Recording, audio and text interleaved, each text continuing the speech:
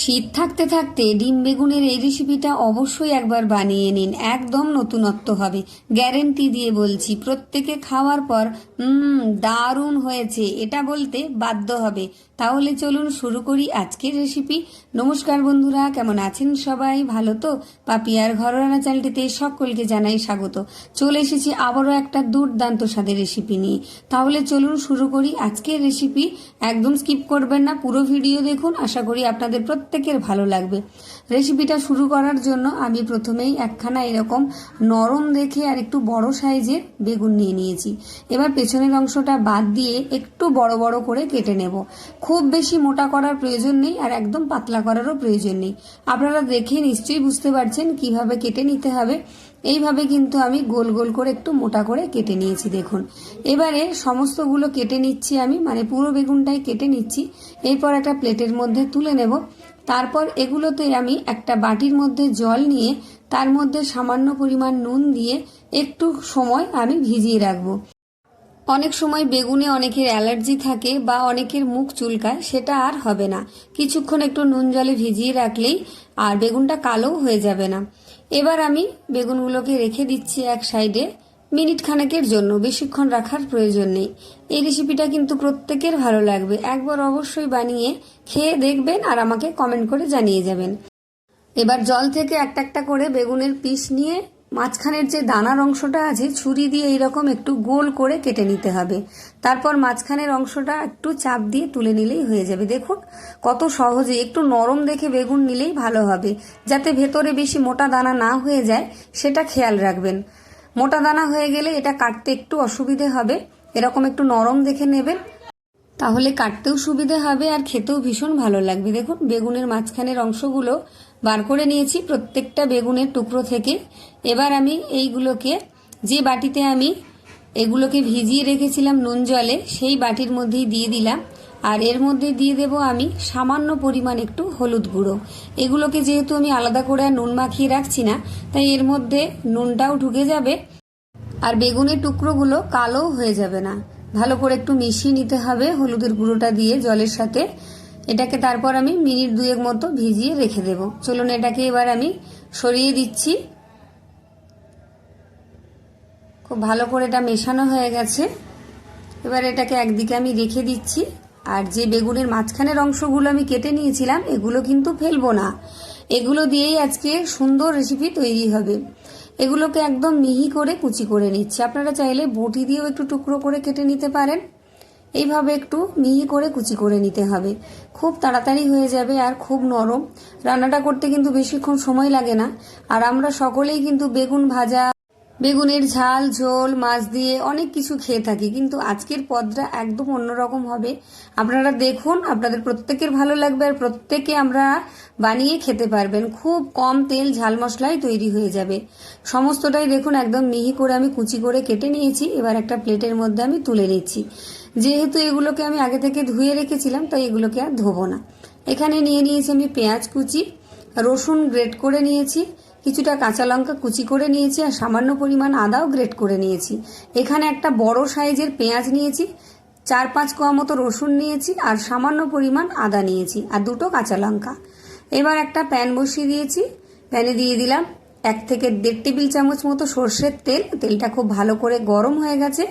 এবার পেঁয়াজ, কাঁচা লঙ্কা, আদা, রসুন সব একসাথেই কিন্তু তেলের মধ্যে দিয়ে দিয়েছি আর গ্যাসটাকে একদম লোতে করে দিয়েছি। ভালো করে নেড়েচেড়ে এটাকে একটু ভেজে নেব, যাতে এর মধ্যে থাকা যে কাঁচা গন্ধটা সেটা চলে যায়।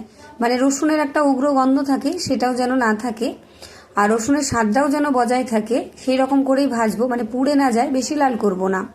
এবার এর মধ্যে দিয়ে দিলাম আমি একটা ছোট সাইজের টমেটো, পাতলা পাতলা করে কেটে রেখেছিলাম। সেটা দিয়েও আমি হালকা করে নেড়েচেড়ে ভেজে নিয়েছি। দেখুন সবকিছুই ভাজা হয়েছে, কাঁচা গন্ধ চলে গেছে আর সবকিছু বেশ সুন্দর নরম হয়ে গেছে। দেখে বুঝতে পারছেন এর থেকে আর আমি বেশি ভাজবো না। এবার এটাকে আমি তুলে নেব। চলুন এবারে এদিকে আমি বেগুনের মাঝখানের অংশগুলো যেগুলো কুচি করে রেখেছিলাম প্লেটে, সেটা নিয়ে নিয়েছি আর মশলা যেটা ভেজে রেখেছিলাম সেটা এর মধ্যে দিয়ে নিচ্ছি। পুরো মশলাটাই একদম দিয়ে দেব। দিয়ে ভালো করে প্রথমে একটু নাড়াচাড়া করে নেব। গরম অবস্থাতে একটু নাড়াচাড়া করে নেব, যাতে বেগুনের টুকরোগুলো নরম হতে শুরু করে। এই রান্নাটা করতে কিন্তু বেশিক্ষণ সময় লাগে না, খুব তাড়াতাড়ি হয়ে যায়। গরম গরম ভাত বা রুটির সাথে ভীষণ ভালো লাগে, ছোট বড় প্রত্যেকের ভালো লাগবে। একবার বানিয়ে খেয়ে দেখবেন, আপনাদের ভীষণই ভালো লাগবে প্রত্যেকের।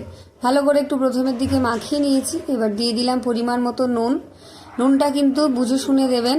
দিয়ে দিলাম হাফ চামচ হলুদের গুঁড়ো, দিয়ে দিচ্ছি হাফ চামচ চিলি ফ্লেক্স, এটা দেবেন, খেতে ভীষণ সুন্দর স্বাদ হবে। দিয়ে দিচ্ছি সামান্য পরিমাণ গোটা কালো জিরে। কালো জিরেটা সামান্য পরিমাণ দিলেই হবে, আপনারা চাইলে একটু ধনেপাতা কুচিও দিতে পারেন। এবার দিয়ে দিলাম আমি ডিম, 2খানা ডিম আগে থেকে ভেঙে রেখেছিলাম একটা বাটিতে, সেটার মধ্যে দিয়ে দিলাম। আমার জায়গাটা কিন্তু অনেকটাই ছোট হয়ে গেছে, তাই খুব সাবধানে আমি মাখিয়ে নিচ্ছি। সমস্ত কিছুর সাথে একটু ভালো করে মাখিয়ে নিতে হবে। একটা লাইক করে দিন, আর যারা আমার চ্যানেলে নতুন ভিডিও দেখছেন তারা অবশ্যই চ্যানেলটা সাবস্ক্রাইব করে পাশে থাকা বেল আইকনটি প্রেস করে অল করে রাখবেন। আমার ভিডিও নোটিফিকেশন সবার আগে আপনার কাছে পৌঁছে যাবে, আর এরকম নিত্য নতুন ভিডিও দেখতে পাবেন। আর যারা ফেসবুক থেকে দেখছেন অবশ্যই পেজটি ফলো দিয়ে রাখবেন।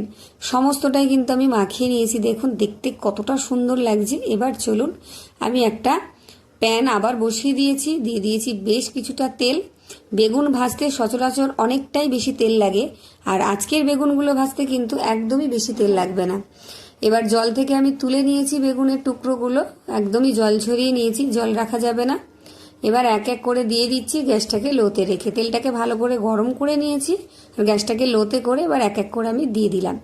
এরপর যে পুরটা আমি তৈরি করে রেখেছিলাম সেই পুরটা আমি চামচে করে মাঝখানটায় দিয়ে দিচ্ছি। দেখুন কি লাগছে না, একদম নিত্য নতুন, একদম নতুনত্ব রেসিপি, আর খেতে হবে ভীষণ সুন্দর। এইভাবে সমস্ত ফাঁকগুলোয় আমি ভরে নেব পুর দিয়ে। একবার খেলে প্রতিদিন এই রকম বেগুন ভাজা বানাতে ইচ্ছে করবে। এবার ঢাকা দিয়ে দেব লো আছে, যাতে এটা ভালো করে নরম হয়ে যায়। 1 মিনিট মতো ঢাকা দিয়ে রেখেছিলাম, ঢাকাটা খুলে নিলাম। এবার আমি উল্টে দেব। একদিকটা হালকা করে নরম হয়ে গেছে, এবার ওপর দিকটাও যাতে সুন্দর করে ভাজা হয়ে যায়, তাই অপর দিকটাও এইভাবে উল্টে দিলাম। আর এই সময় কিন্তু গ্যাস একদম বাড়াবেন না, লো আছে, হালকা হালকা করে ঢাকা দিয়ে দিয়ে এটাকে ভেজে নেবেন। তাহলে যেমন বেগুনটা সুন্দর করে নরমও হয়ে যাবে, তেমনি সুন্দর করে ভাজাও হয়ে যাবে। নাহলে কিন্তু ডিমগুলো পুড়ে যেতে পারে, সেক্ষেত্রে খেতে একদমই ভালো লাগবে না। আপনারা দেখে অবাক হচ্ছেন তো যে এটা একদম নতুনত্ব রেসিপি। ভীষণ ভালো লাগবে খেতেও, দেখতে যেমন ভালো লাগছে খেতেও ভীষণ ভালো লাগবে। আর কে কোথা থেকে দেখছেন অবশ্যই আমাকে কমেন্ট করে জানিয়ে যাবেন, তাহলে আপনাদের প্রত্যেককে আমি ধন্যবাদ জানাতে পারবো।